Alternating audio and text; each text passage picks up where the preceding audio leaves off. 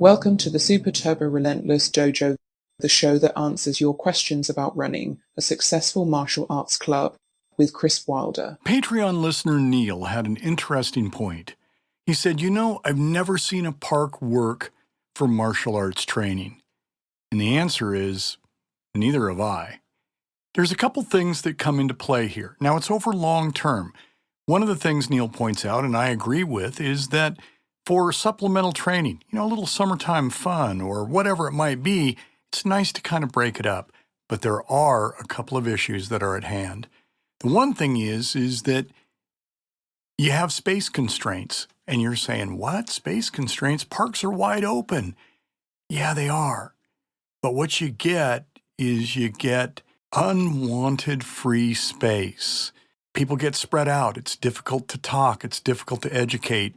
It's a challenge with that free space. Casinos like you to be cozy. Dojos, martial arts halls, dojongs, they enjoy the same luxury as the casinos. There is a safety concern, of course, using a public space because you've got things like garbage, needles, feces. It's all part of the park package. It's there because there are those inconsiderate people out there that don't care, and they're going to just dump whatever they want in the park. Can you imagine having people come into your school and then go, hey, before we get started, let's take a quick walk around and let's see if we can find any needles or feces? You're out of business that day. You've also got inconsistent conditions. Let's just call it what it is. Weather, rain. No big deal. Well, let's train in the rain. It's kind of a fun off thing to do. It's kind of cool, yes. But if it's rained a week, then you've got yourself a little bit of a problem, haven't you? On top of that, you've got challenges like air quality, especially if you live in a wildfire-prone area. You've got sprinklers. Sprinklers come on in the evening because it's less expensive for the city to water at that time. There's also the lack of privacy.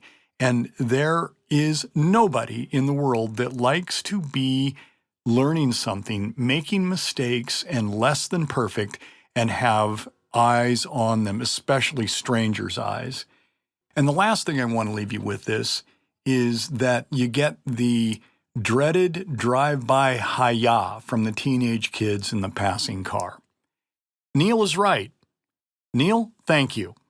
Use it for supplemental, but if you're trying to do it in the long term, you are destined to fail because it just doesn't work. For these 4 specific reasons,